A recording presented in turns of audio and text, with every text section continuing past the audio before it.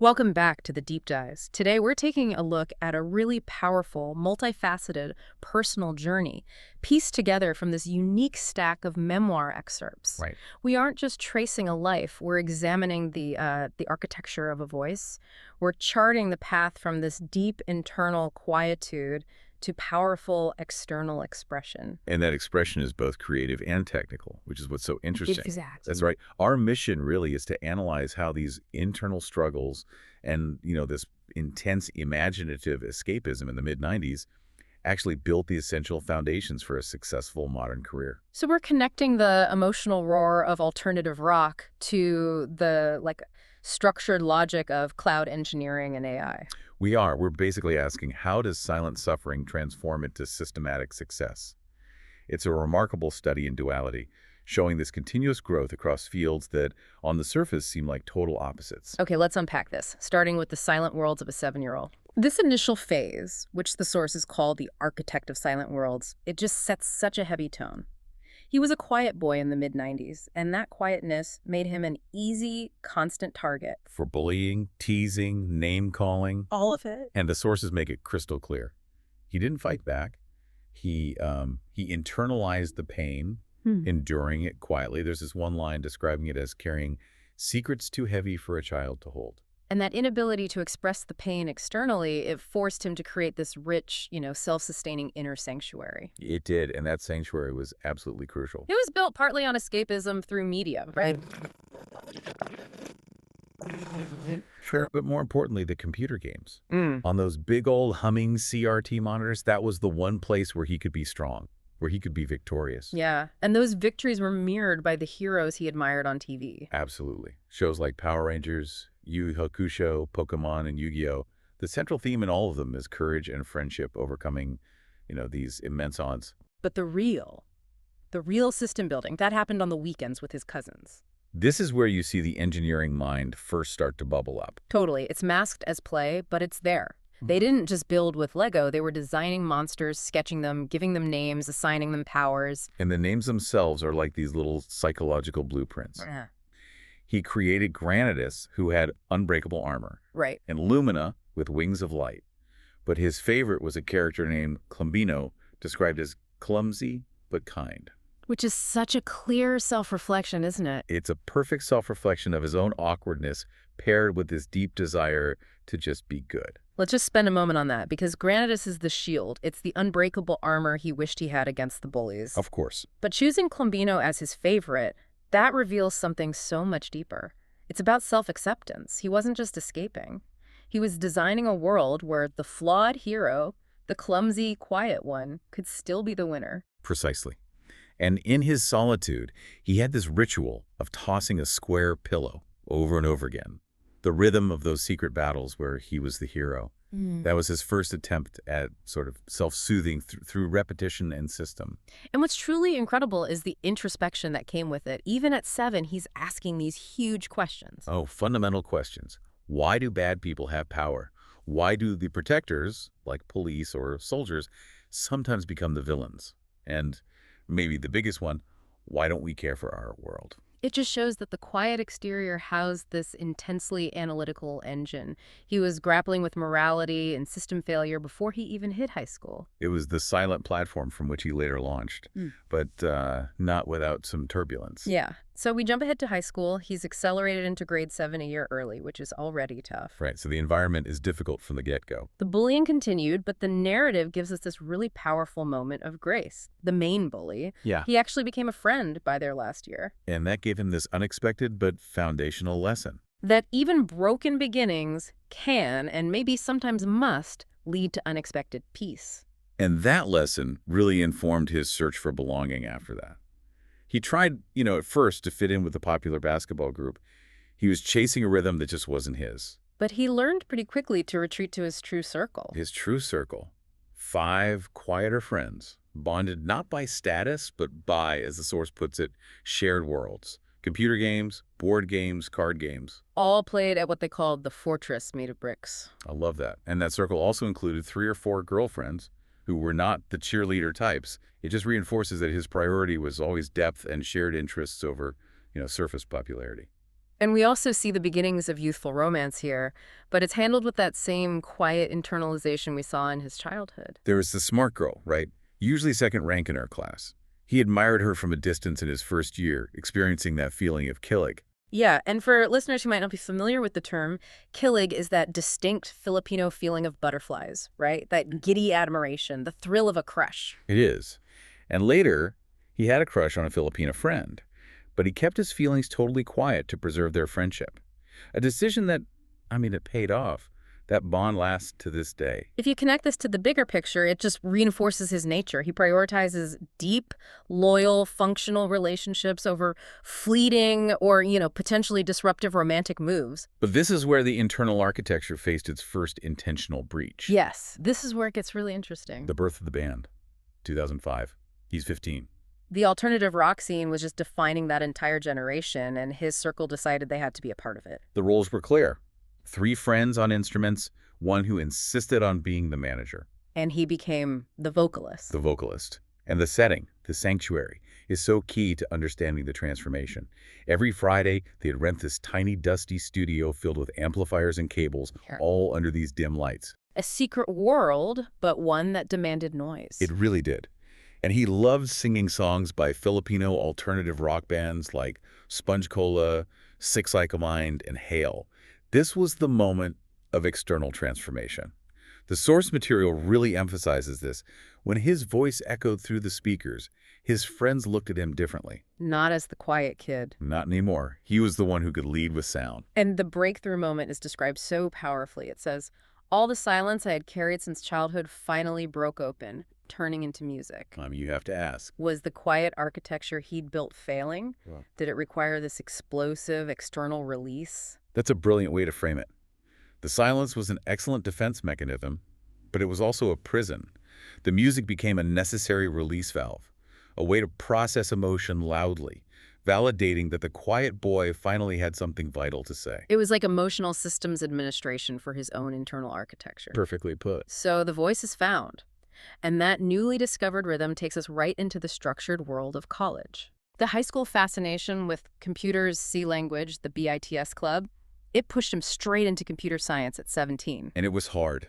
The course was heavy with math and science, and a lot of his classmates ended up dropping out. But he found a new tribe within that difficulty. He joined a group they nicknamed the cool section of the computer science department. And his initial 2 friends were Chris Brown, who loved R&B and dancing, and this fast-walking computer geek. Later, another friend, T-Pain, joined. And he himself was nicknamed Neo. It's just a fascinating blend, right? These hardcore logic students who were obsessed with R&B. And that circle introduced him to a much more vibrant nightlife. Starting in their second year, it was all clubs, bars, karaoke, beer, and just a deep appreciation for R&B and club songs. He remembers those times as reckless but unforgettable, like skipping a required history course Rizal class with his friends just to go drink beer in the afternoon. That recklessness, though, was quickly overshadowed by some really intense emotional turmoil. Right. Parallel to his logical studies was this complex, unlabeled relationship with his neighbor. The sources call it an MU relationship, or mutual understanding, which is common in some cultures. It's like having the exclusivity and deep feeling without the official title of boyfriend and girlfriend. And that lack of official structure, it proved to be devastating for him. By his 4th year, he was truly in love. He thought she was his world. But the ambiguity of that MU status just let all these negative feelings surface. Jealousy, anger, insecurity, low self-esteem, all of it, whenever other boys would even just talk to her. And here we see the return of that destructive coping mechanism from his childhood. Eternalization. Exactly. Unable to express these intense emotions, he started drinking more beer, just trying to drown feelings. That pattern of silence leading to internalization, which then leads to a system override. It's painfully clear here. The liquid system was a temporary, self-sabotaging patch for an emotional architecture failure. Yeah. The chapter concludes with a sense of peace, but it was a hard-won peace. He graduated. He even received a loyalty award for his dedication, which is a point of pride that contrasted with all that emotional chaos. And the MU relationship, it ended in awkwardness and separation. Yeah. But he ultimately found peace in it, learning this massive lesson about love, friendship, and the necessary courage of just letting go. And he took those lessons and immediately channeled that drive for structure into his professional life. The college computer interest just seamlessly transitions into this clear, methodical career trajectory. Let's break that down. Yeah, let's. He starts on an operations team in 2011, moves to system administrator by 2014, and then transitions to cloud engineer by 2018. He's currently an engineer of Linux and cloud. What does that professional progression tell us about his underlying need for systems mastery? I think it tells us he moved from maintenance to architecture. Say more about that. Well, a system administrator's job is often about fixing existing problems.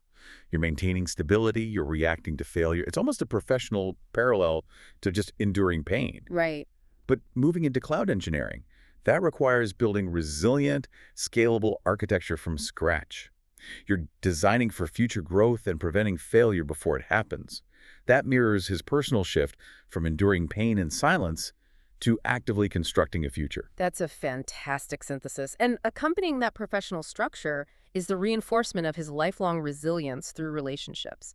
He didn't abandon the quiet boy's value system. Not at all. He kept his circle smaller, but demonstrably deeper. The loyalty is incredible. He's still close with his 4 high school friends, and Yeah. they've been his bedrock of support.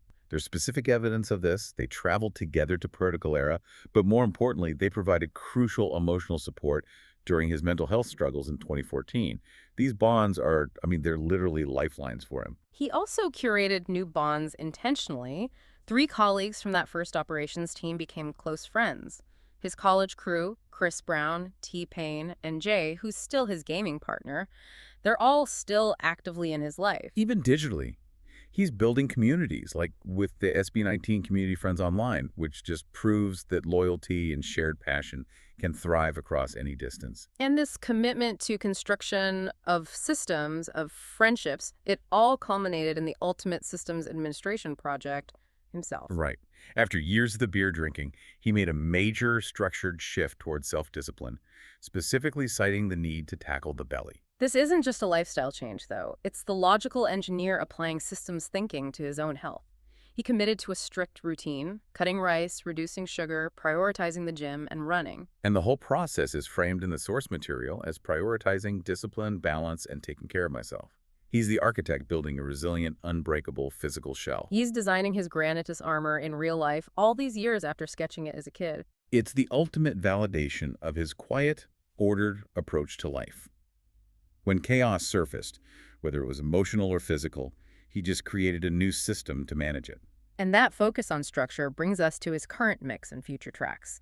The musical passion never disappeared, it's just been systematized and diversified. His Spotify playlists are like a roadmap of his internal emotional landscape. Right, J-pop, K-pop, worship, OPM band, foreign band, party, R&B.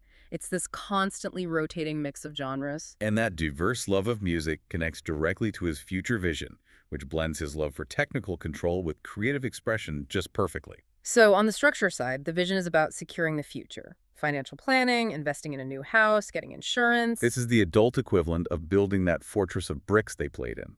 A stable, safe, permanent home system. And his career growth is focused on the cutting edge, increasing his role as an AI engineer. Which is the logical progression from cloud engineer. The study of AI is the ultimate expression of system mastery. You're teaching machines to reason and create architecture themselves. But parallel to that high-tech goal is the creative dream. Yeah. Buying a DJ controller and finally becoming a DJ. This isn't just a hobby, it's a return to the stage. It's the cloud engineer, the architect of systems, taking control of the rhythm and the sound. It's a new way for the old band vocalist to express himself. Though his present is really defined by this hard-won balance. Deep, loyal connection sustaining him.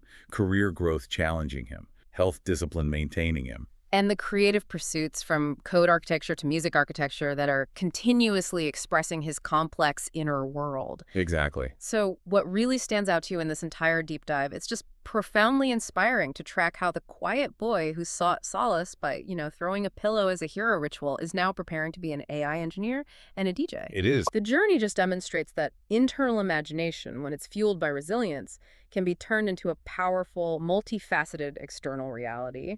And the sources show us these two distinct yet fundamentally connected arcs of expression. In 2005, he achieved emotional release as a band vocalist, finding his external voice through loud, raw sound. And today? Today, he builds resilience through the logical architecture of being a cloud engineer, constructing his world internally through code and systems. And this leaves us with a final thought for you to consider. Which of these two forms of expression, the loud, immediate emotional release of music, or the highly controlled, systematic building inherent in code, do you think requires greater courage in the modern world?